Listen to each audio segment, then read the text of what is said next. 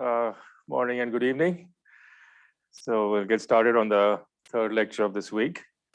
I want to continue our discussion of the random matrix model that we began last time, and then go on to more interesting models, in particular the SYK model. I trust you can all hear me okay? And so the main point in discussing a few aspects of this model is just so that you have a simpler setting in which you can then see all the different things that happen in the SYK model. So as I discussed, you have some random matrix elements Tij, which have zero mean, and mean square value is T squared. And they're all independent of each other. That's really the most important property. Okay, so we take any given set of Tij. If you compute the eigenvalues, you get a whole bunch of eigenvalues, which are spaced by 1 over n, and go from minus 2t minus mu to 2t minus mu. Just in a few minutes, I'll show you how to get this density of states. This is the famous semicircular density of states. So that's the average over these delta functions that you will get spacing 1 over n. The position of those delta function will, of course, depend on what the Tij are. So every given sample will give you a different set of Tij. But if you look at the density of states, that's an example of a quantity which is self-averaging. You just have to put some window function which is larger than the energy level spacing. Then as n goes to infinity, you will always get, even for a single sample, this particular density of states. So I just want to show you how you get that, and then we'll go on for to talk about the SYK model. Okay. All right, so let's just go ahead and do it, since you're only interested in the density of states. And in fact, the simplest way to do this is to think of this as a many-body problem, and just compute the Green's functions in perturbation theory in Tij. So you have the Green's function, which you'll define as Gij of tau minus the time order product of Ci of tau, C dagger J of 0. The zeroth order term will be just the chemical potential. So G0 in Matsubara frequency, I omega will be I omega plus mu, because that's it's negative energy, so it comes with the plus sign. Okay, so now you put in the Tij. This is, the entire graph is very simple. So if I compute G, then just a single line, and then each interaction is a Tij. So this is a Tij over here. I'm sorry. So this also has a G0. Let's put a site label, G0 I comma j is delta ij. It's completely local in space or in position. So this side is I, outside, this will become j, and this will be tjk, and so on. Tkl, this will become k, and L, and so on. So you just have to sum these graphs, and that will give you the exact Green's function. Equal to this plus dot dot dot. Okay, that's of course a very complicated mess. That's just another way of finding the eigenvalues and eigenvectors of this matrix. It'll take, so you could do that numerically, but we want to do something analytically. So what we're going to compute is we're going to take this quantity and just average it over all possible realization of Tij. So the line over line is the average over different configuration of the hopping matrix elements. So what happens? Well, at first order, because this is 0, the simplest term, of course, I should have written a few more terms. This is the third order term. The zeroth order term is this. And then there's this term here. And then there's two of them. Okay, so when you do this average, this term just gives you 0. So this is just 0 because of Tij being 0.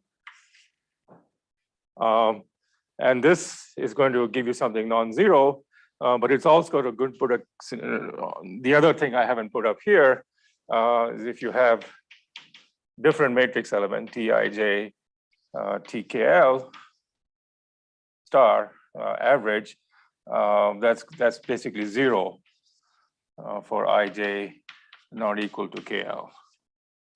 Okay.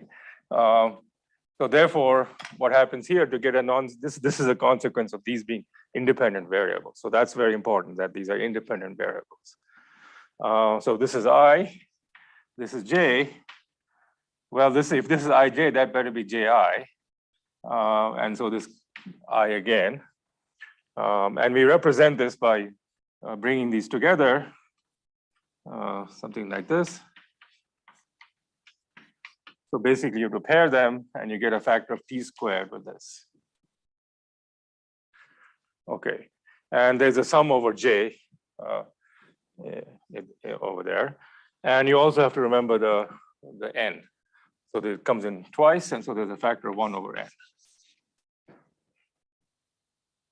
Okay, so up to second order, what do we get? So now I need to move this up.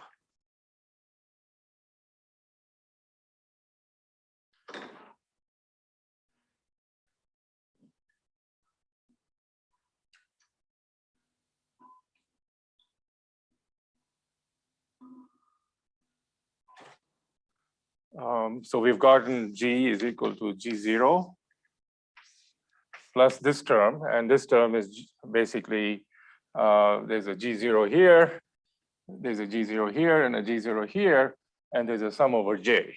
So it's G0 times sum over J of another G0. There's a factor of t squared over n and a G0. Okay, we'll try to add. So that's what we get at this order. So now one nice thing you notice is, of course, this thing has no dependence on J, and the sum on J just gives you a factor of n. So, and that factor of n will cancel this factor of n, which is precisely why I put that 1 over square root of n out front. And so now you can just get rid of this and get rid of that. Okay, so it's of order 1 as n goes to infinity. All right, now at third order, I've given you the graph there, but it's easy to see that's just 0 because you have 3 of them and there's no way they can pair up to give a non-zero average. And so the next term you have to look at is at fourth order. So if you go to fourth order, what do you get? All right, you're going to have four terms like this. And now there's different ways of pairing them up. It's sort of like Wick's theorem, but you're just averaging over this Gaussian random number. Doesn't even have to be Gaussian, but anyway. So one particular pairing you can get is something like this. This one and this one. Okay, now let's put in some site labels. So this is I, this is J, and this has to be I again, and this will be some K, and that will be I. You get t squared over n, t squared over n. You get sum on J, sum on K. So this thing you can already see is G0 to the power 5 times t squared over n whole squared, and then factor of n from here and factor of n from there, which is n squared. Okay, so that's well behaved. And so it's finite and then goes to infinity. What else do you have? Well, then you also have this kind of thing.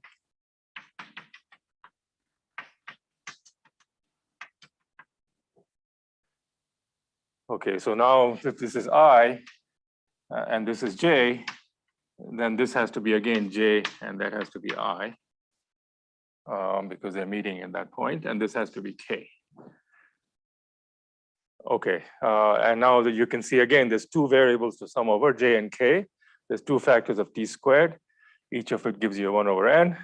So it's exactly the same type of contribution, G naught to the 5, T squared over N whole squared, N squared. So there's one more left over. And that's the slightly more tricky one.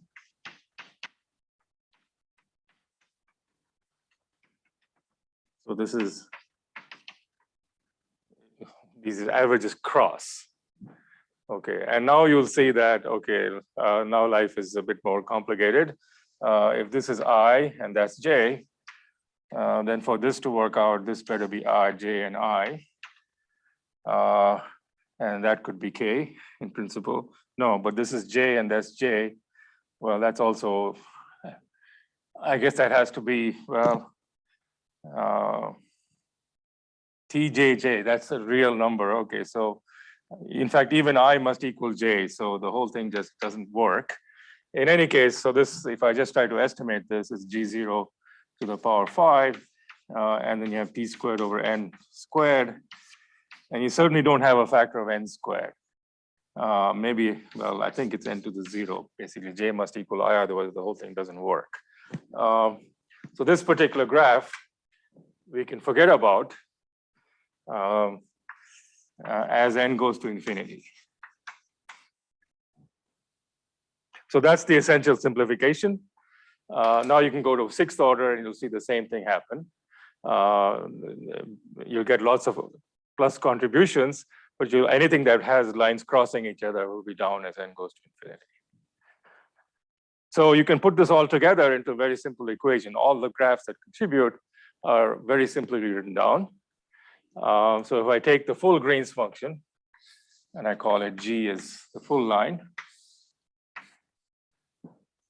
then you can see that all of these graphs that are non-zero are contained in the following equation. So G is equal to the bare graph plus, let's see,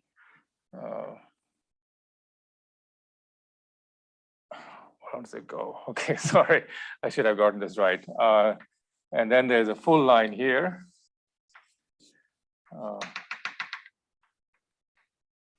And then another bare graph. Yeah, I think that's right.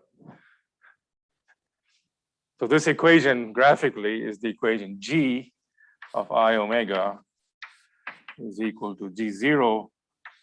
No, that's not quite right. I think that's a full line there. G0 plus G0. So we're going to call this sigma times G0 times G. And sigma is this graph. And in this case, just equal to T squared G. Okay.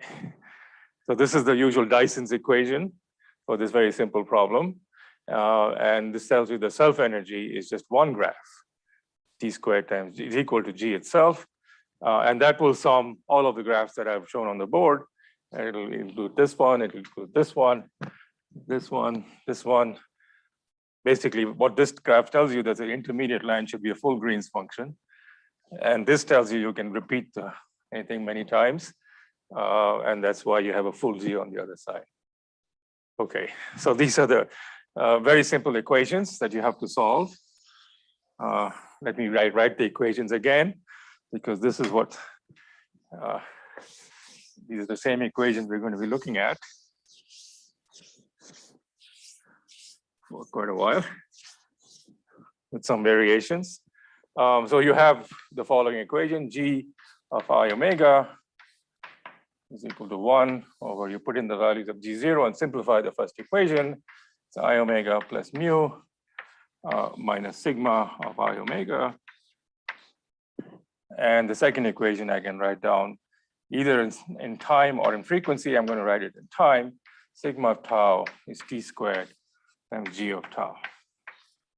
Of course, you can write it in frequency if you want it also. It's the same thing.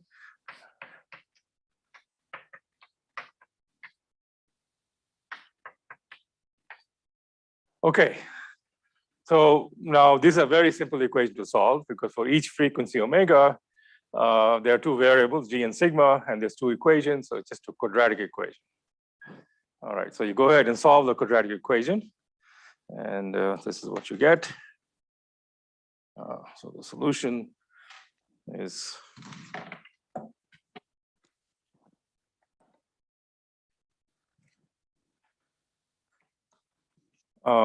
so the solution is g of in the complex frequency plane is equal to 1 over 2t squared over z plus mu plus or minus square root of z plus mu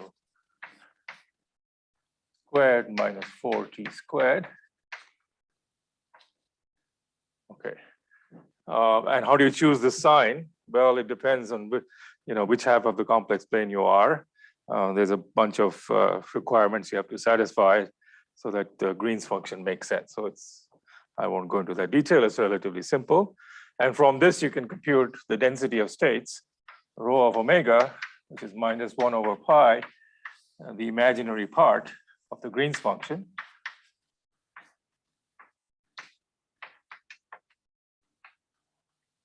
And from this, and you get a very simple answer, which is okay. Well, all right. Yeah, 1 over 2 pi t squared times square root of 4t squared minus omega plus mu whole squared.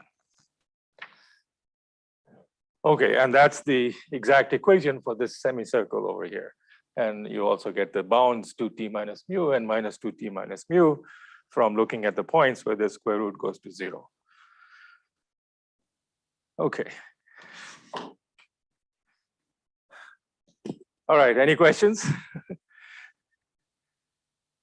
Okay, so now we can go ahead. So this is really a very simple Green's function. There's some finite density of states, no matter where the Fermi level is. And we can go ahead and compute from this Green's function and from the density of states, anything you want to compute. So for example, you learn in undergraduate solid state physics, you have the Sommerfeld law for the specific heat, or the entropy.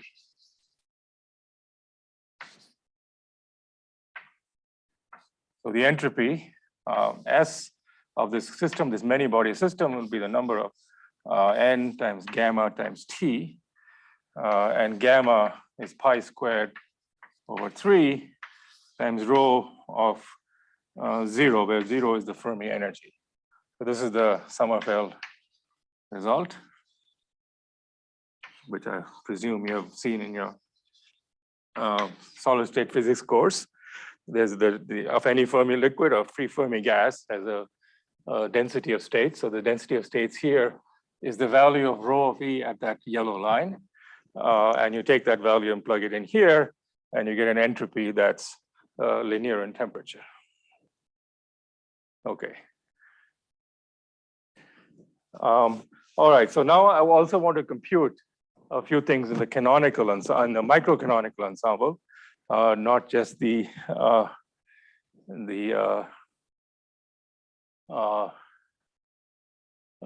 canonical ensemble here. In particular, we want the energy, the entropy here is a function of the temperature. And what I want to compute is the entropy as a function of the total energy. Okay. All right. So first I want to get the free energy. So the free energy F is E minus TS. And so therefore, 1 second. Now I'm going to forget this on the board. Excuse me.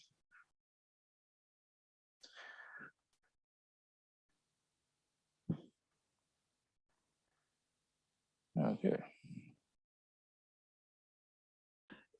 Subir, is the n in your formula for S because the density of states was actually n times rho of 0? So this is the single particle density of state, just a finite number that comes from this expression right here. And this is the total entropy of the many particle system. Okay. You're talking about this n here? Yeah. Yeah. Okay, so now you can also use the usual thermodynamics to compute the free energy, and there's probably an easier way to see this. It'll be the ground state energy minus gamma T squared over 2. Okay, yeah, I think that's correct. So from this, yeah, so that it has to work out that way because you also have the relation that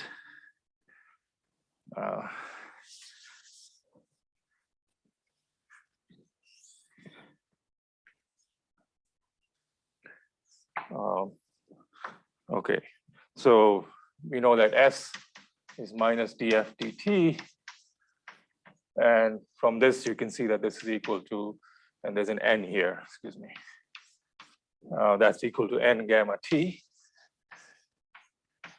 and E naught is the ground state energy, some zero of energy we're going to measure everything from. So for now you can use this expression here, you know S, you know E, sorry, you know S and you know E naught, so you can equate this to this and you can get what's E. So the energy as a function of temperature, E of T, will be E naught minus n gamma T squared over 2. And then you'll get plus Ts, which is plus n gamma T squared. So in the end, this is equal to E naught plus n gamma T squared over 2. All right, so what I want to do is now take these expressions and write down the entropy as a function of energy. Okay, so the entropy is then n gamma T, but I want to get rid of T, and I can get rid of T from this equation. And so therefore I will now see that this is equal to square root of 2n gamma times E minus E naught. Okay, so that's the expression I want for reasons that'll become clear in a minute. So this is just a slightly unfamiliar way of writing down the entropy of a free Fermi gas in the microcanonical ensemble. So in the microcanonical ensemble, you specify the number of particles and the energy, not the temperature. And so the entropy as a function of energy is this expression right here. The energy here is extensive. When the energy is extensive, you get a factor of n from here, you get another factor of n here, and so the whole thing is also extensive, and the entropy is extensive. Okay. In fact, there's many different ways of getting this answer. You can also think of the, and you know, if you have a sum total energy E, you remember it's made up of the sum of all the occupied states. If you assume that these states are equally spaced, this quantity here, if the energy is also an integer, imagine they're all equally spaced, you're trying to find the energy of the pth level. So the way you can get the many body state with energy P is by occupying some subset of these states so that they add up to P.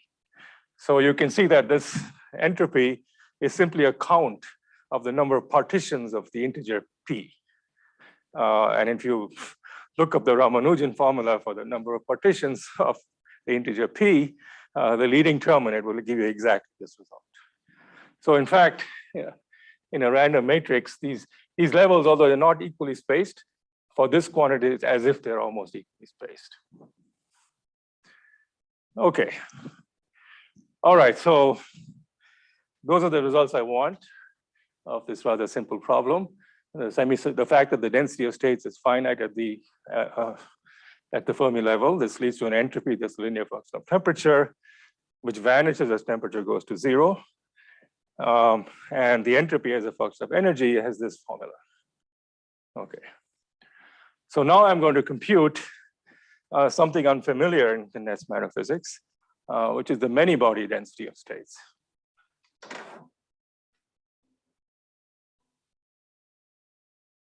Okay.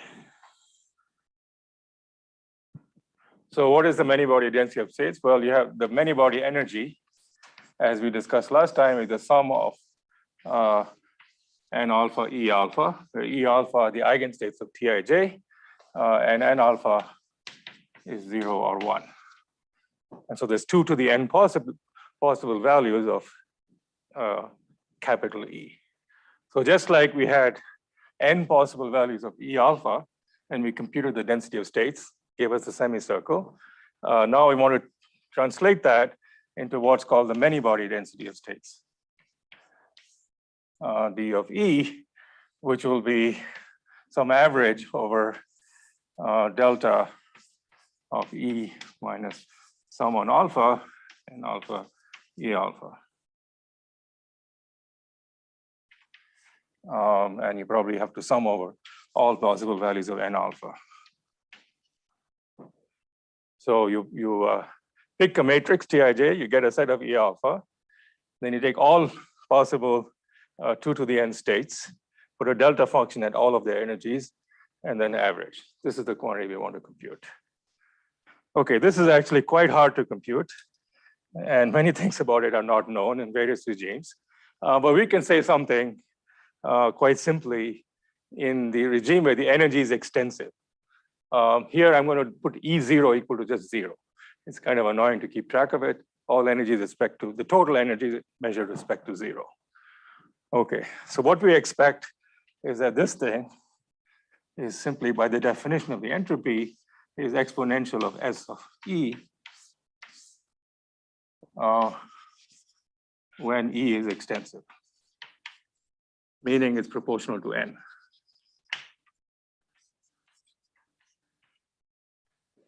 Okay, so that's our result for this many-body density of states.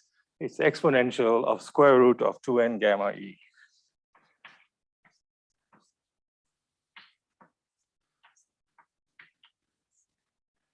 And it's really nothing but the Sommerfeld law in a very different language. Okay. All right, so I'm going to use now, show a few slides, show you actual pictures of these things, and then go on to the SYK model. So can I get the screen down, please? All right, so this is the, I hope you can all see it. Yes, even in the room and remotely. So this is the semicircular density of states. This is the model we've just solved. So here's an actual picture of D of E.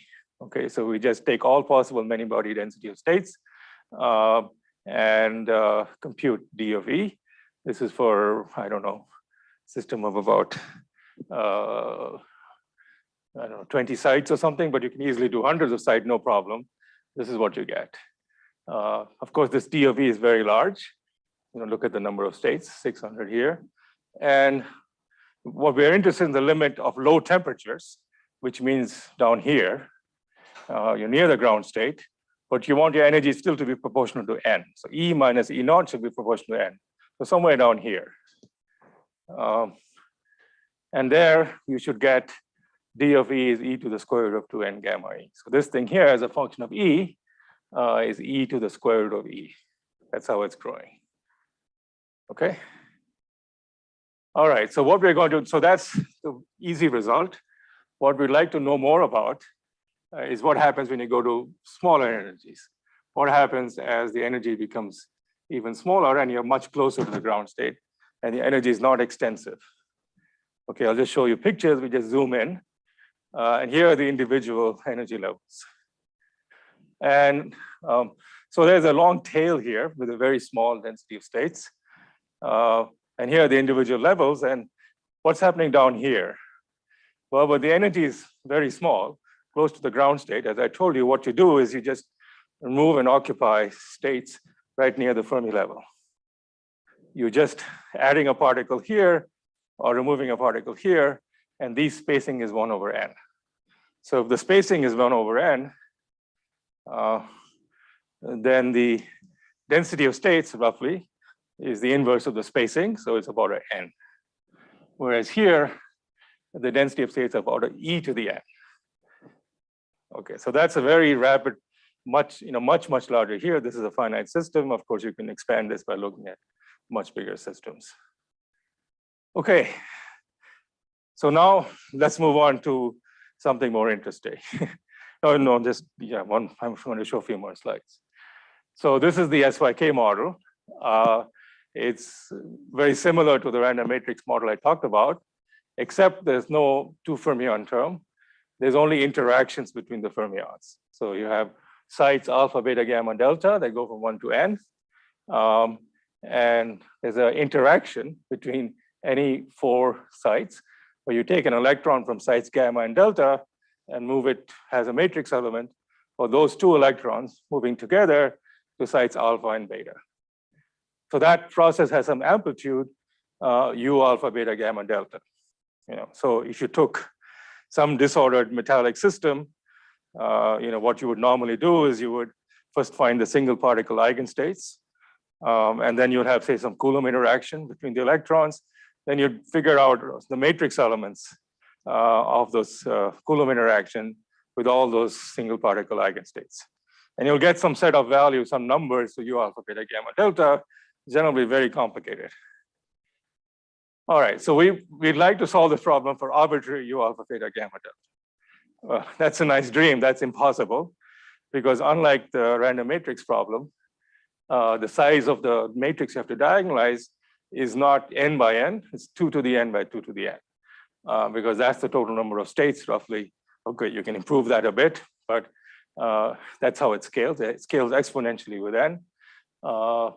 And so that's essentially impossible. For n bigger than 25, 30, even the best computers can't do it. All right, and in a disordered system, you would get fairly random sorts of numbers for u alpha, beta, gamma, delta with no obvious pattern to them. Okay, so the key assumption of the SYK model is that let's take these to be truly random numbers. And again, the main assumption is they're independent random numbers. Now, in a real system, they probably aren't, but let's work with that. So we work with independent random numbers with 0 mean and mean square value, which is u squared. Okay, so that's the full definition. And now the remarkable thing is this model can be solved once you make the assumption of independent random numbers. Moreover, it's also very strongly self-averaging, even more strongly self-averaging than the system we just talked about, because the number of states even in a given system is huge. Even a system of size 100, it's e to the 100, which is bigger than the number of atoms in the solar system or something like that. Okay, so so even a single system has so many possibilities for the states that if you measure some local correlation function, they'll be equal to the average.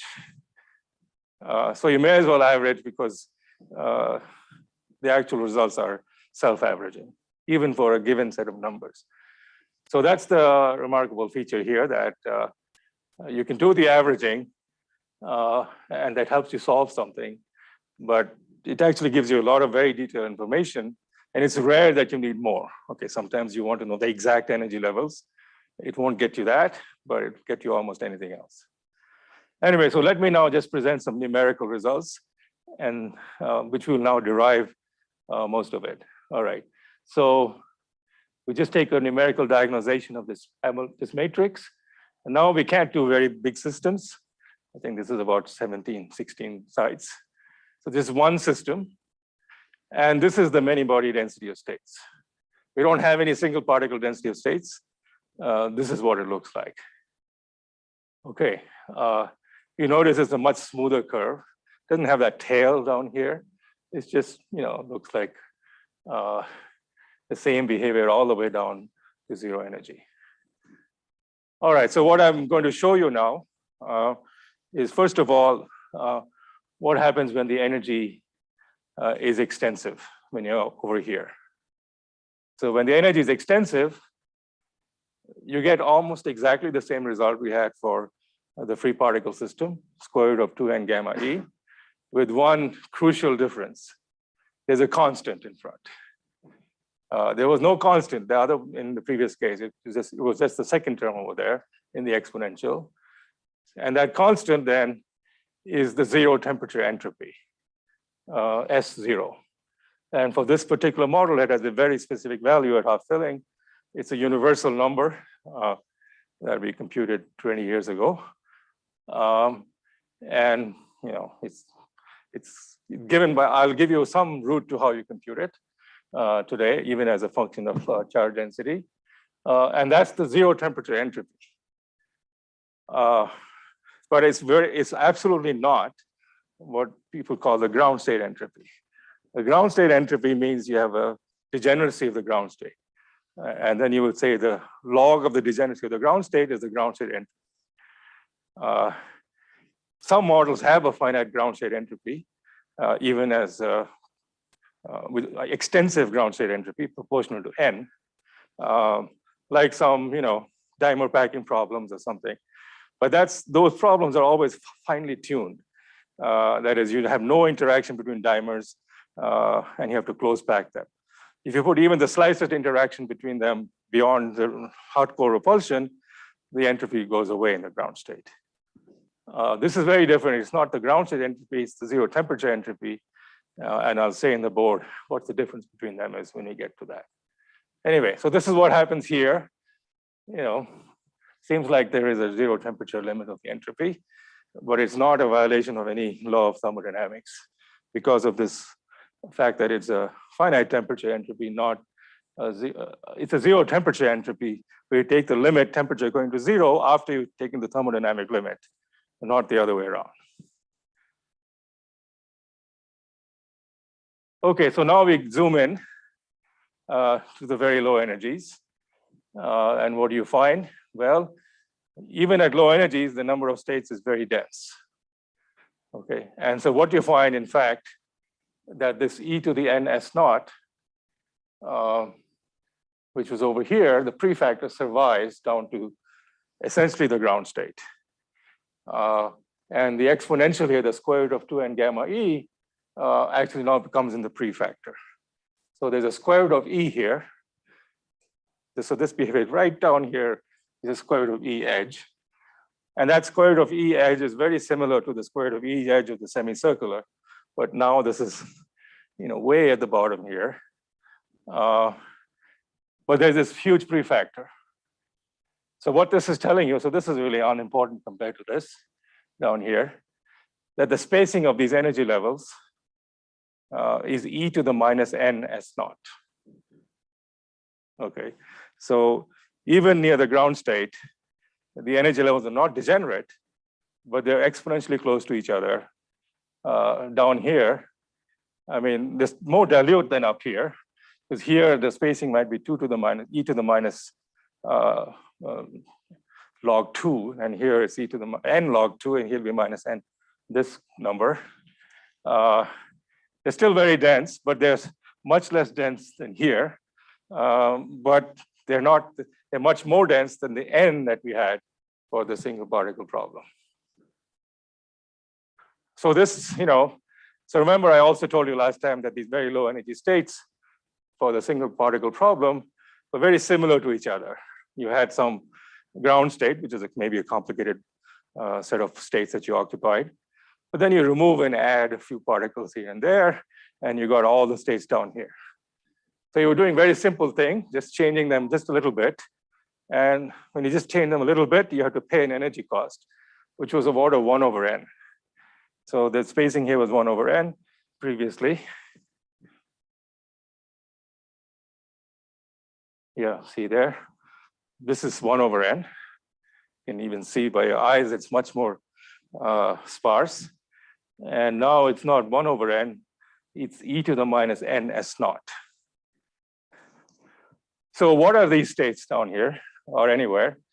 Well, the short answer is nobody knows. They are in this huge Fock space. And one state is totally different from the other. They just happen to have energies close to each other. And we only know some statistical things about them. So they're highly chaotic. And there's no description of when you go from one state to the other, they look totally different. And you couldn't say one is due to adding a few quasiparticles to the other one. In fact, there aren't enough quasiparticles to do that. The number of quasiparticles is about an n. The number of states you need is e to the n s naught. There's no way n quasiparticles at this very low energies give you that many states. Okay. All right. So today we also know something more. We know how you go between that and that. So these two limits, there's one famous formula. It's sinh of square root of 2n gamma e. And this comes from quantum gravity. This is a result of property of two-dimensional quantum gravity, JT gravity as it's called, and its low energy limit. I'm not going to go into details of that. I'll try to give you some idea of the connection and how the sinh is obtained. But my plan is to at least tell you how the S naught is obtained. That we had 20 years ago, the sinh, well, I forget, Altland et al. Maybe, and Stanford and Witten obtained it about 4 or 5 years ago. Okay, and yeah, understanding that sinh and its extensions is a whole subfield of physics these days, with lots of work going on the theory of how you cross over from here to there in quantum gravity. All right, so I think I have nothing else to say, do I? Yeah, you can also convert that density of states. Actually, the result is obtained by the inverse to an entropy, because the entropy is essentially related to the density of states by Laplace transform when you go beyond the saddle point approximation. And so the entropy here has a log t correction.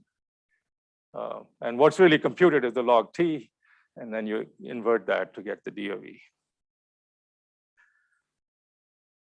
Okay, that's really all I have to say. How do I stop? Okay, running out of chalk. Any questions? All right, so now we're going to go to not the free fermion random matrix model, but the SYK model.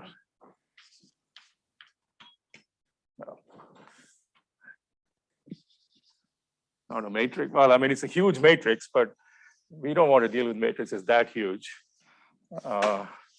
It's really better thought of as a many-body system with these two-body interactions. Okay, so the Hamiltonian was now there was an n to the 3 halves, and you'll see in a minute why there's an n to the 3 halves. Sum on alpha, beta, gamma, delta of u alpha, beta, gamma, delta, c dagger alpha, c dagger beta, c gamma, c delta. Okay.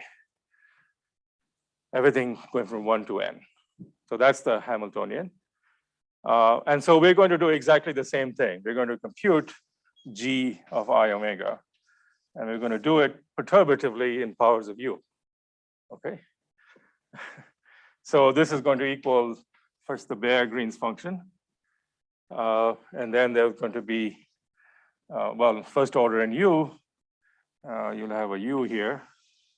This is the u, and this will be alpha, beta, gamma, delta.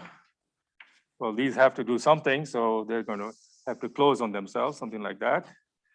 And remember, we also have the rule that u alpha, beta, gamma, delta average is equal to 0, and they're independent matrix elements with average value u squared. Okay. All right, so this is 0, no problem. And you find that the remarkable simplification that happened for the free fermion problem also happens here.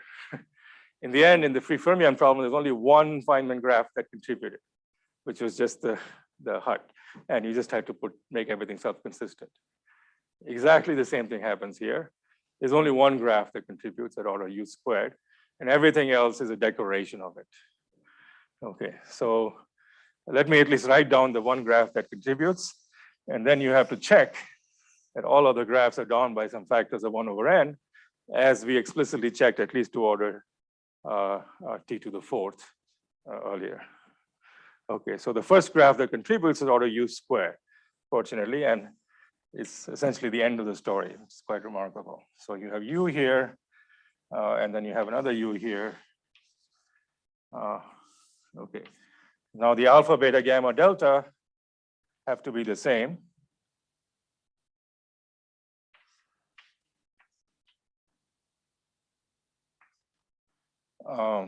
Yeah, so if this is alpha, beta, gamma, delta, so they have to meet and have the same index. So let's say this goes this way, and we call that beta. This is delta, this is gamma, and that's alpha. Okay, so now I have only two u's. The average, this gives you u squared, and there's a factor of 1 over n. So what do I get? You get 1 over n to the 3 cubed from this, squaring this. You get u squared, and you get sum over beta, gamma, delta of 1, and the various g functions, which are all the same on each. And so this gives you n cubed. So the whole thing is just u squared.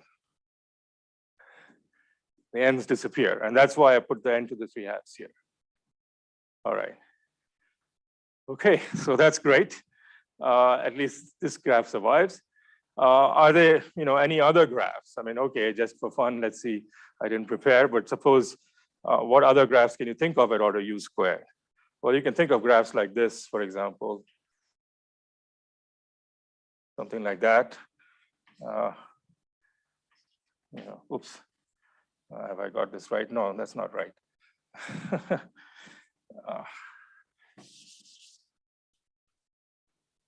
Let me use a different color. There's another interaction here, and like that. Okay, this one, this one, this one, this one. So if this has to somehow average out, well, if this is alpha and that's beta, then this will be beta again. This is gamma, that'll be gamma.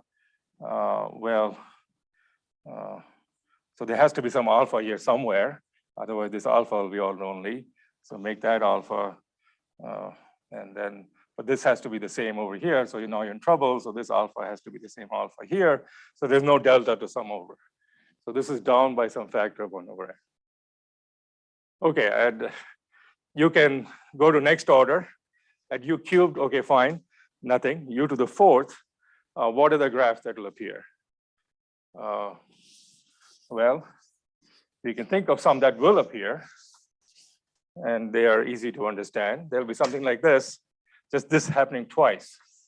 So you'll get this, sorry, u, and then another u, something like this. So that's okay, that's allowed. No, sorry, too many lines. That would be nonsense. Yeah, here we go. 4 lines coming out of each, u and 1 here. So that's allowed. There's also something like this.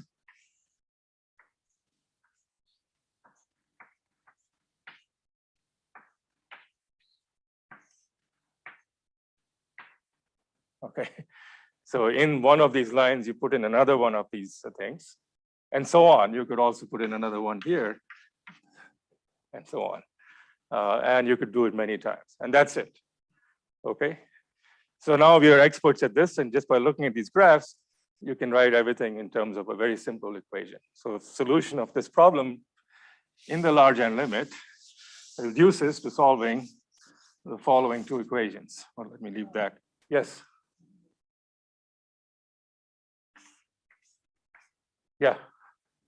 So are the higher moments of the disorder 0? If not, do they influence things somehow? They don't in the end. You just need the second moment and the fact that they're all independent. It's not so easy to see that graphically, but I'll introduce a functional formalism and we can see it from that. Okay. All right.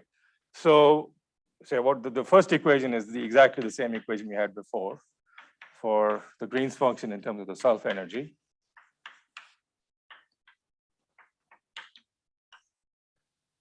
And the second equation, now we do have to write it in time, otherwise it's more complicated. This is the self energy right here. And it comes with a minus sign because of some fermion loops. So it's minus u squared. The ends cancel out. And what do you have? If this is times 0, this is times tau. Have I got this right? No, I have the arrows all wrong. So go the other way. 2 going that way, 1 coming back. Sorry. Okay, so there's G here, and G of minus tau. So it's basically G squared of tau, G of minus tau.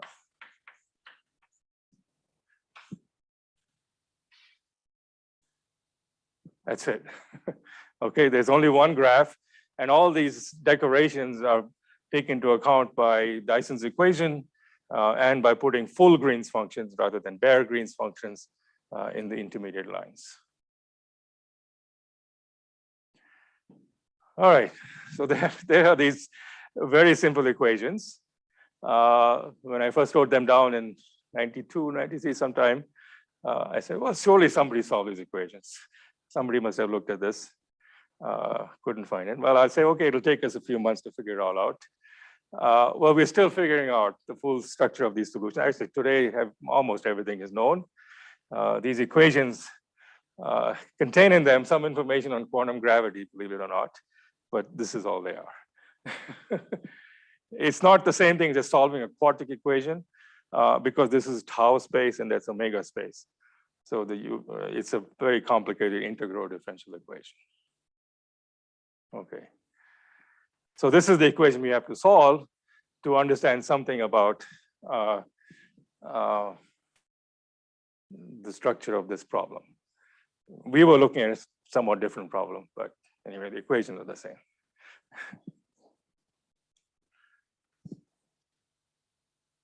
All right.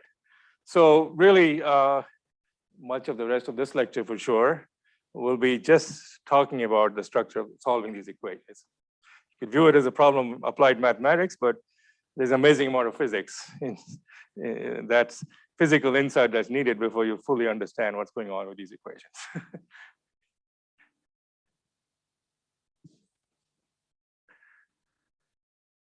Okay, so let's see, what are some of the things you can say very quickly? Well, so you make it, so as physicists you say, well, let's just make an ansatz for a solution and see if it works. Now it's hopeless to solve it at all frequencies, so let's make an ansatz for low frequencies. Okay, so you're going to plot, let's say I'm going to plot imaginary part of G of omega on the real axis. So that has to be an even function of, it has to be positive for both negative and positive frequencies. So one guess you might make, well, that there is a gap. Okay, so there's some gap here where it's 0. So this means there are no excitations, either particle-like or hole-like, that near 0 energy. So that's one guess you might make. Okay, so imaginary part of G of omega has a gap, let's say. Can you find such a solution? And it's very easy to see that you don't, because from the first equation, if you put I omega on the real axis, so in this region, G is real. Okay, if G is real, then from this equation, you also see that sigma is real in that frequency range. Because this, you've gone to real frequency, this is also a real number. So sigma is real. So that means sigma also has a gap. So if I plot m sigma of omega, that also has some sort of gap. And it's in fact exactly the same gap. It can't be anything any different. just from the first equation. All right, so now let's look at the second equation. So here you want to now relate the imaginary part of sigma to the imaginary part of G. Okay, so this requires you to go to frequency space, do some frequency integral, and get some relationship between the left and the right hand side. Let me just, so that's quite a mess. Let me just say it in physical terms. So here you have three particles which have some energy. And at 0 temperatures, the energies have to add up. Okay, the sum of the energies here must be equal to the energy over here, such as conservation of energy. There's no particles around thermally excited particles. It's just injecting some energy, and that has to get split into three of these. And now the minimum energy that you can put into G is delta. So the right-hand side has a gap, since you're creating three of them, has a gap of 3 delta. Okay, but the left-hand side has already, we know, has a gap of delta. So this is a contradiction. You cannot get any gapped solution. If there's a solution at all of these equations, which is at all sensible, delta has to be 0. All right, so there's no gap-full solution. So you rule that out. This is a very general sort of argument. Just all relies on the fact that the right-hand side is nonlinear in G. All right, so if there's no gap solution, this is gone. Well, what could it be? Well, you know, the type of singularities you meet, there's some singularity as omega goes to 0. Okay, so let's say G of omega. I'm going to be sloppy with all the factors here. It's all in the notes, factors of I and pi. I can't possibly get those right. So let's say it's omega to some power. Okay. Well, yeah, all right. So G of omega is omega to some power. Okay, so now we do a Fourier transform.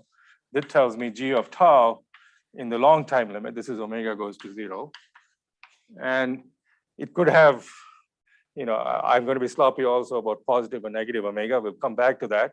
Right now, imagine it's an even function of omega, but it doesn't have to be. So when you take a Fourier transform, this is d omega, omega to the alpha, e to the I omega t.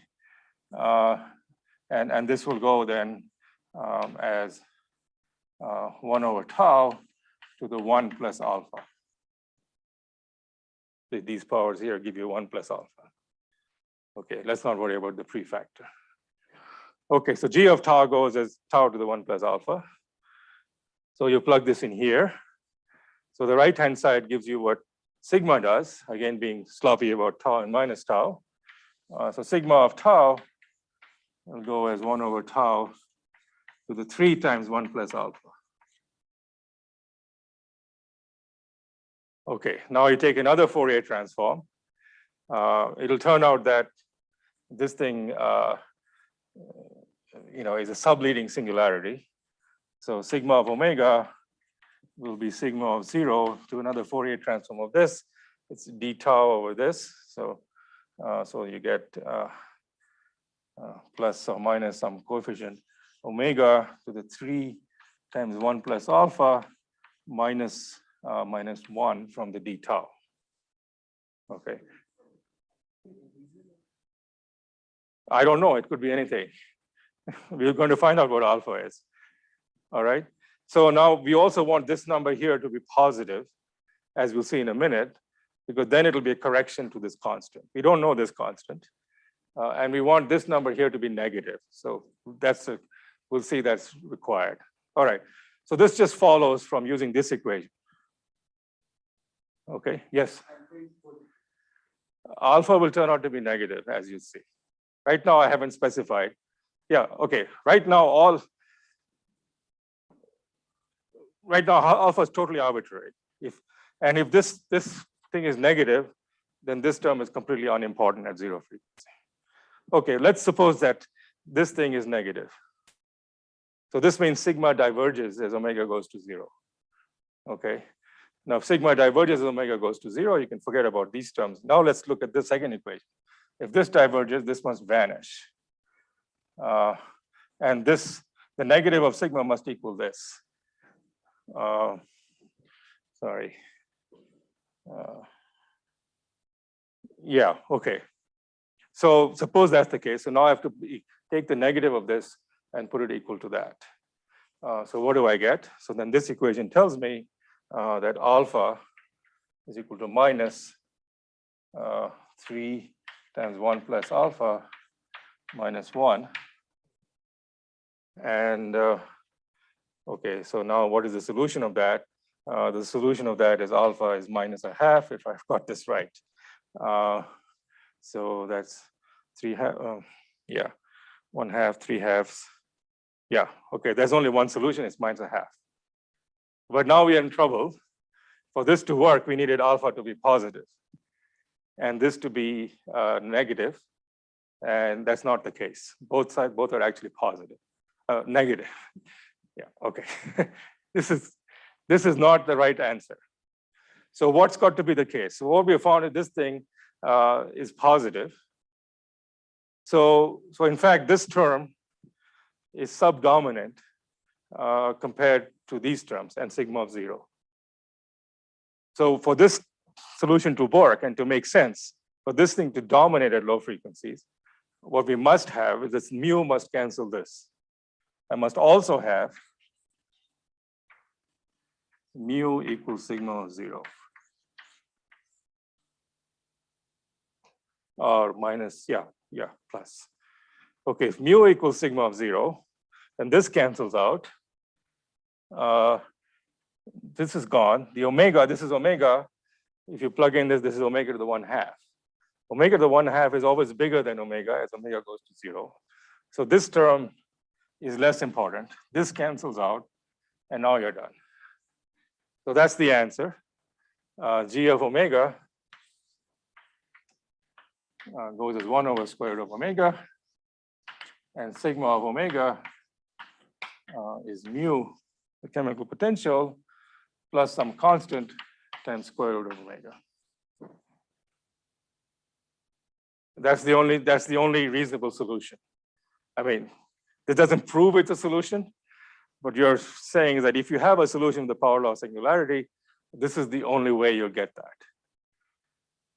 All right, so at this point, you just have to go to the computer and look for a solution and just solve these equations numerically and see if you find a solution with these properties. And indeed you do for a certain range of densities near half filling. If you move too far away, you find no solutions. But there's a comfortable range where about the density is about half the number of sites where there is such a solution.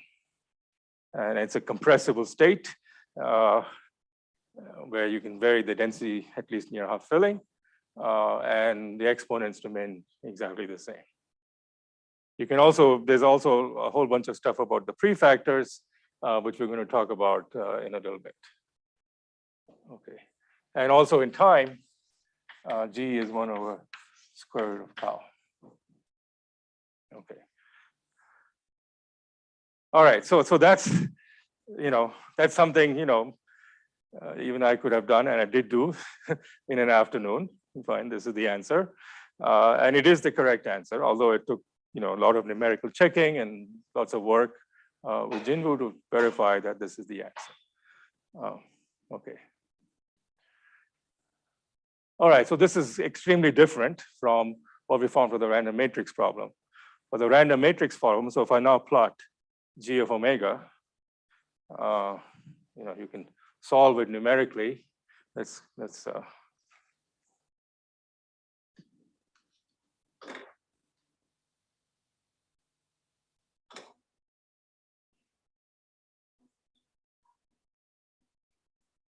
Subir,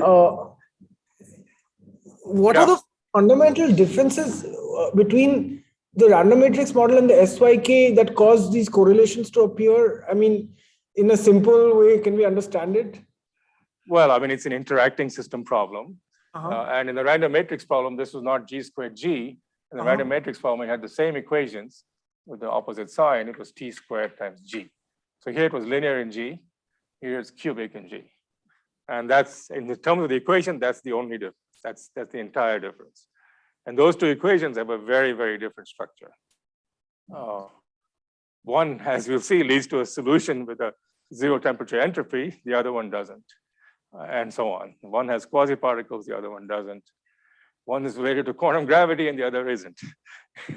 I see. Yeah. Okay. Yeah, we'll get back to you. We were just trying to work out what the possible difference could be. And it's just G cubed versus G. It's amazing how that's the only difference. I see. At least in the Schwinger-Dyson equations. Thank you. Yeah, here's the other equation. That's it. All of this is, of course, only for the free fermion system. It's a much harder job to compute these things, compute the value of gamma now. In fact, as I've already announced, there will be a gamma T correction to the entropy, but computing gamma, well, nobody can do it exactly. It requires some numerical work. It is quite subtle. Anyway, so to summarize, if I plot the imagined, so G of omega is with some various phase factors, 1 over square root of omega. And in fact, the coefficient here is a complex number in general. And so if we plot mg of omega, at large omega, it has to go as one, well, it has to go to 0, probably exponentially fast, but it has a square root of omega divergence. There's some peak like this. And for the random matrix problem, mg of omega, the minus there, was the semicircle. So the semicircle has become this singularity at 0 frequency. Okay. I mean, there you can get the full function. Here, all we have determined is the very low frequency behavior. I spent about 6 months of my life in '93 trying to get the next term, a little bit away, and I failed. Today, a lot more is known about that. And maybe I'll say something about that next time. Okay. All right, any questions? So there's a lot of things we now have to go from here, figure out. Yeah, you had a question? Yeah, go ahead. Yeah. So, if we also had the quadratic term, so does the self energy get just this T square additive term of T square into G? So what happens, so if you add a small term like this, Yes. and T is much smaller than U, Yes. then what you'll find, in the color, you'll find something that's 1 over square root of omega for a while, and then it crosses over and becomes constant. And this scale where it crosses over is T squared over U. Okay, so it looks like a non-Fermi liquid down to a scale which is T squared over U, and then crosses over. So that's the energy scale at which quasiparticles start appearing. Yes, so once you add this term, the quasiparticles do appear at very low energies. I see. Yeah, so it goes back to the like a heavy Fermi liquid. It's a normalized system. The density of states is a lot higher than it was before. So the specific heat is much higher. So the effective mass, if you wish, gamma value is much higher. But it's it happens at scale T squared over U, which is actually smaller than you might naively expect. Naively, you would say, if I have a term about a T, then it should be frequency about a T. Everything should break down. But actually, it doesn't break down till T squared over U. So the non-Fermi liquid is ultimately unstable, but it's a bit more stable than you might think naively. So in terms of these quasiparticles, it's like really a flattish band of this bandwidth. Yeah, I don't know if I would say band, the word band. Yeah, This is all, there is no space here of as course. such. Yeah. But if you took a lattice of these things, I agree with you. Thanks. Okay, so what should I do next? All right, so now it turns out, well, I guess the next technical advance, speaking historically, was made by George and Parcolet a little bit later. There's also a Lattings theorem, but we'll get to that eventually. Okay. Right. Okay, maybe I should say a little bit about this thing.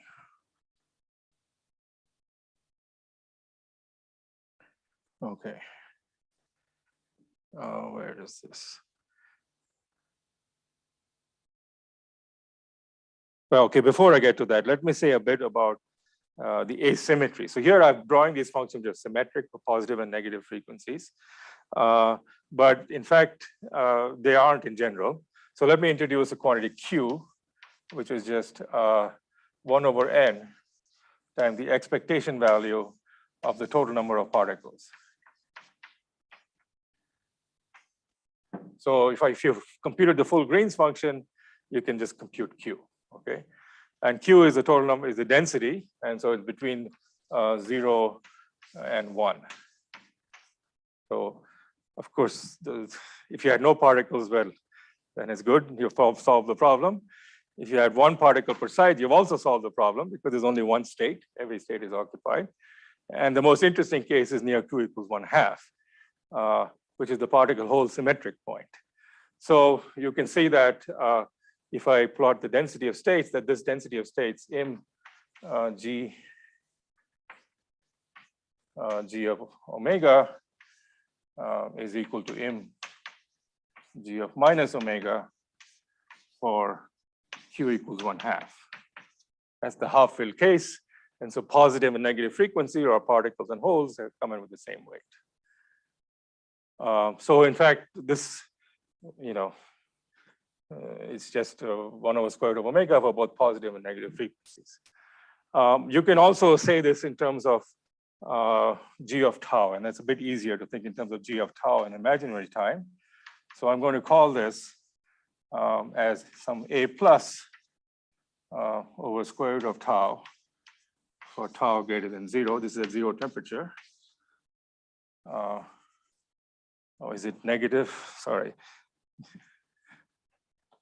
So from the definition, yeah, it's negative, sorry, excuse me.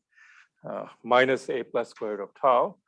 And this is A minus square root of mod tau for tau less than 0. So on imaginary time, the Green's function has to be real, and it flips sign for this density of states to be positive. If you just do the Laplace transform of the analytic continuation, you find that these have to have opposite signs. Okay. All right. So Q equals 1/2. This is symmetric.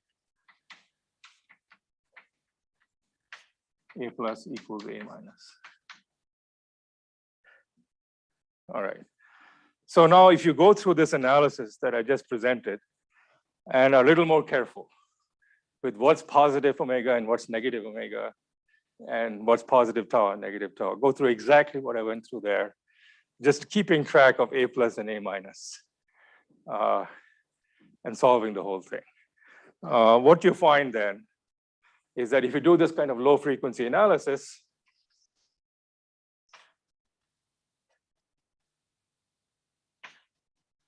that you get a whole family of solutions.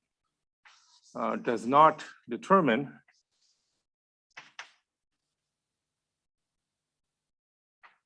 A plus over A minus. It's a free parameter. And the solution exists. So you've got a whole family of solutions. And this is good, if you're worried if you didn't get a family of solutions, because you got a solution for every mu. Didn't matter what mu was, it got canceled by sigma of 0. So you change the chemical potential, you can't possibly get the same solution because you're changing the density. If you got the same solution, the density wouldn't change.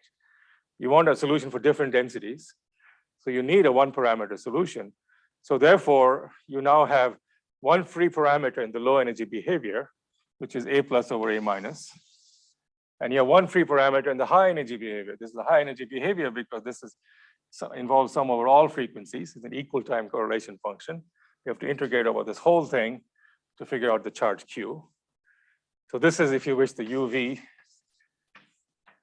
This is the IR. So the IR has one free parameter.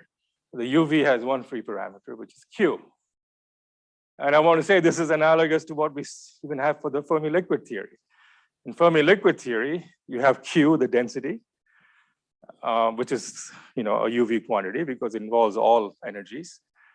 And then you have the Fermi wave vector, which is an IR quantity, which is related to where you have zero energy excitations. And then there's a relationship between IR and UV, between KF and Q, and that's the Lattings relation. So you might suspect that there is a Lattings relation between this IR quantity and this UV quantity. So this A plus over A minus is somewhat analogous to the Fermi wave vector for this non-Fermi liquid. And indeed there's an exact relation that you can work out. It's a bit complicated. I don't think I'll work it out. And so you can determine A plus or A minus as a function of Q. So the Lattings relation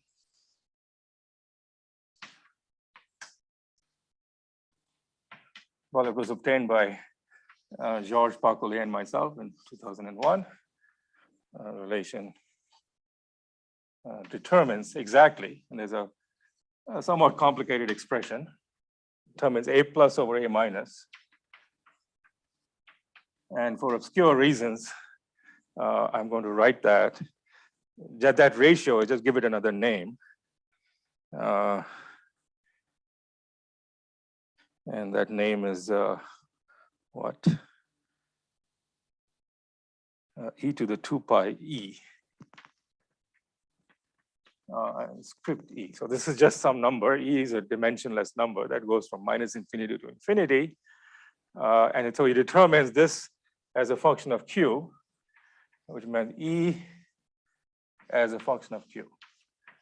So there's a formula you can find in the notes for E as a function of Q. It's quite a messy formula. It takes a bit of work to get it, but there's a known formula. And so now this is a much more non-trivial check of the whole thing. You can go to your numerics and see if this formula works. And it works beautifully. It's obeyed. And that requires the full solution of everything in a big computer. And then you compute the low frequency asymmetry between particles and holes, and you get this formula. I mean, okay, so something you can see right away, suppose Q is very small. Q is very small, then it's easier to add a particle than remove a particle because there's a lot of empty space. Adding a particle is this region. So if Q is very small, A plus would be much bigger than A minus. Conversely, when Q is close to 1, you can more easily remove a particle than add a particle, which means that you're here, and A minus will be much bigger than A plus. So as Q goes from 0 to 1, E goes, so when Q is 1, A minus is bigger, which means E goes to minus infinity. Yeah, so E goes from minus infinity to infinity as Q goes from 0 to 1. And there's a formula giving you that. Okay, I may have the signs right, but I think I got it right. Okay. And why have I called it E?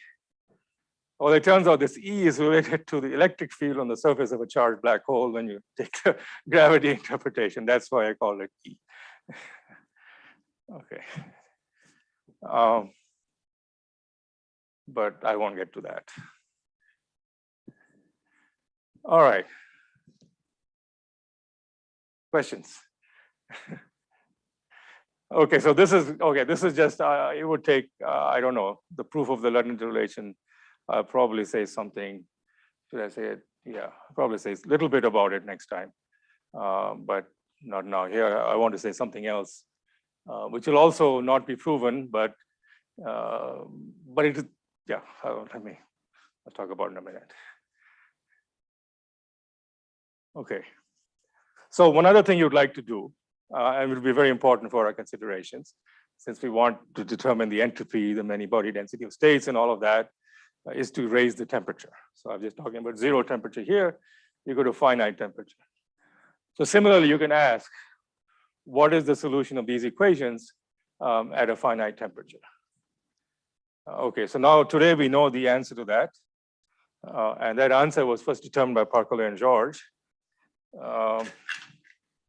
well, I don't know exactly what the inspiration was, but there were some connections to the multi-channel Kondo problem that gave them a hint, and then they could verify that it works. And I will eventually next time give you a better understanding of where this comes from. Okay, so let's just consider the case where Q equals 1/2 to begin with. That's the simplest case where A plus equals A minus. And you may also have heard about the Majorana SYK model. That's basically with some factors of 2 here and there, the Q equals 1/2 case. That's particle hole, it has the particle hole symmetry built into it. So what I'm talking about also applies to the Majorana SYK model.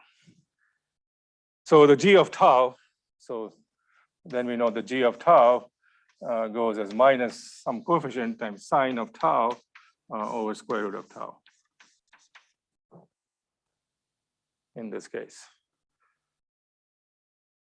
Okay, so this is at t equals 0. And this, we determined by, I haven't put anything under the rug, you can really figure this out. It's not, it's easy to see that for half filling, A plus must equal A minus. This is just particle hole symmetry. Then you just plug it in and solve, and you can even get the prefactor exactly. Not too hard. Okay. But now the question is, what happens as t goes to t greater than 0? Okay, so let me just say that I'll give you the answer, and then you have to check that it works. And that takes a bit of work, but the answer turns out to be G of tau is again with the same, let me put an equal to here. There's some coefficient here, I'll call that B. So minus B, and it will be pi t over sine pi t tau, the whole to 1/2, and this is for 0 is greater than tau is greater than 1 over t. So the principal domain at finite temperature. So this turns out to be the answer. And so what are the constraints here? Of course, here I'm assuming that there's a temperature and also the time, or the inverse time, are much, much smaller than u. So I have very low temperatures and very long time, but the product of temperature and time could be anything. Okay, so I've gone to low energies, and I have a big circle in time space. That's the circumference of the circle is 1 over temperature. These are the conditions that I satisfy. So as long as you satisfy these conditions, the solution fits this. All right, so where did this come from? Well, like I mentioned, it came by analogy to the multi-channel Kondo problem, where there's a conformal symmetry. And this is a very typical kind of correlator that you get in conformal field theory. Anyway, so, this Hamiltonian is not conformal, but it seems like there is some emergent conformal symmetry. And we'll discuss that next time for sure. But you could, even if you didn't know much, here's the reasoning you can follow and check. And this is actually a fun exercise to check. And it's actually done in the notes. You make this ansatz saying, well, maybe there's some conformal invariance, and this is the conformal ansatz. So you make the ansatz, take this G of tau, you plug it in here, you got sigma of tau. Take the Fourier transform sigma of tau, you get some horrible complication functions of ratio of gamma functions. Similarly, you take G of tau and you take its Fourier transform, you get some horrible ratio of gamma functions. And those two functions have to be inverses of each other for all omega and temperature, not just the power law, but everything. And you find they agree perfectly. So that pedestrian calculation is in the notes. Just a matter of opening up your Grashtian and Rijik and doing some integrals and Fourier transform of this function. Or Mathematica, I guess Mathematica can handle it. All right, so that's the solution. In fact, there's no question mark. This is the solution at finite temperature, and it has a structure very similar to conformal field theory. And what's very striking here, and this was actually, I mean, I suspected there was what I, our very first paper, we knew there'd be something like this, that it'll be some function of t tau. We didn't guess it was just a very simple function. But whatever the function is, there's something very interesting here, which is that the natural time scale that's appearing down here is just temperature. So when you look at real-time correlation function, you'll see that the spectral function become very broad.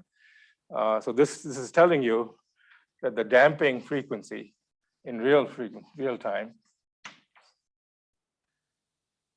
some kind of damped harmonic oscillator, if you wish, but not quite. The damping frequency is just kBt over h bar.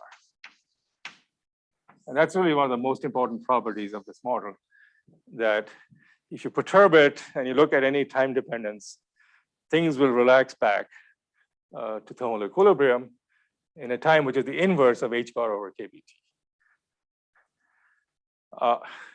And that's actually one very important difference between here and a conformal field theory. If you take a simple conformal field theory, you still have these correlation functions, but when you actually look at,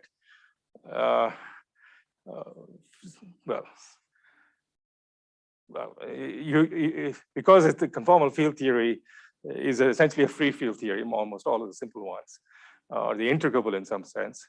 Although they do have this time scale, they don't relax back to thermal equilibrium. They don't thermalize in this time. They take much longer. But here you have you have the best of both worlds. You both have the conformal symmetry and you have thermalization in the same time of h bar over kT. And this kind of frequency is also very typical. In fact, it's typical of black holes, where they have what's called a quasi-normal mode damping frequency, which is again the Hawking temperature divided by Planck's constant. So at least in my own experience, that was the first hint that there's a connection between such problems with these thermal damping Planckian frequencies, as we call them, and black holes. It's a very, okay. I think I should stop right there. Okay.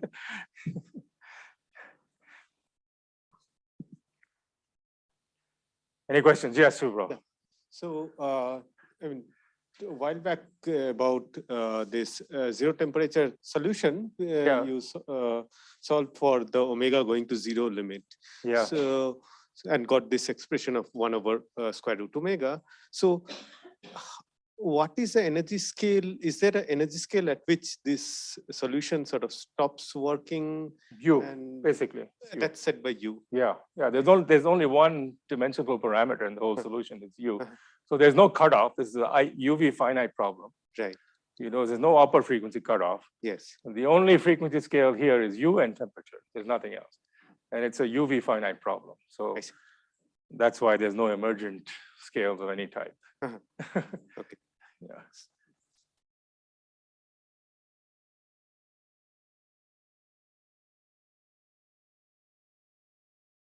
All right, great. So have a good weekend, and we'll continue on Monday. Yeah, go ahead, please. Use the mic. So in above case, where we approximate g of I omega as omega to the power alpha in small omega limit. Yeah. So we are solving that thing for a particular mu, where mu is equal to sigma of 0. Well, I at this point, I was very sloppy about positive and negative frequencies. So, so this kind of reasoning, not worrying in detail of what's positive, what's negative, works for any mu. And no matter what mu, so there's a constraint. I mean, there's no guarantee that this would work. So what you find is that if there's a solution, the answer could be there's no solution. Then you just go home, which is what I first thought. Okay, but if there's a solution, and it's, first of all, it has to be gapless. Secondly, it has to have this power 1/2. And thirdly, mu, sigma of 0 equals mu. These are all the constraints we found in solution. Will all three constraints be satisfied by an actual solution? I don't know. You have to do the numerics and see if it works. And in fact, it does. Okay. I mean, it's, in some sense, these are infinite numbers of equations for an infinite number of variables. And if you discretize time or something. and strange things can happen. You don't know whether there's a solution or not, but there's some constraints we found on a solution, and these are satisfied. Those constraints come from that thing, right? You take that G to be omega to the power alpha. Well, okay, let me say it again. So first you start with saying omega alpha could be anything. And you do all these Fourier transforms, and you get this result. Now you have to put this result in here. And now you have to ask, now that in the denominator, there's many terms. There's the I omega, there's the mu, there's the sigma of 0, and this. So you have to pick the largest term. Which term is the largest? My first guess was this term is the largest. Now this term would be largest if this whole thing is negative. And then I ran into a contradiction. I couldn't find a solution, because when you find the solution, you find this is positive. So end of story. So this term is not the largest. But how can this term ever be the answer? Well, the only way this term could ever be the answer, if this is positive, is if this sigma of 0 exactly cancels the mu. Then it would at least the first two, the 0th order terms would disappear, but you still have the I omega term there. Then you have the constraint that this term better be smaller than 1. Because if it's not smaller than 1, then the I omega would be the most important term. So it better be smaller than 1, and indeed it is, it's 1/2. So there's only one possible solution. If there's a solution, it must obey alpha equals -1/2 and mu equals sigma of 0. Yeah, that's the only possible solution, just from very simple power counting and algebra. Okay, there's no guarantee there's such a solution, but that's the only one possible. To see that there is such a solution, you have to put it on the computer. Yeah, and you have to make sure your program works well. And so there were a lot of very nervous ones where I weren't sure, but there is a solution. Yeah, it works, luckily.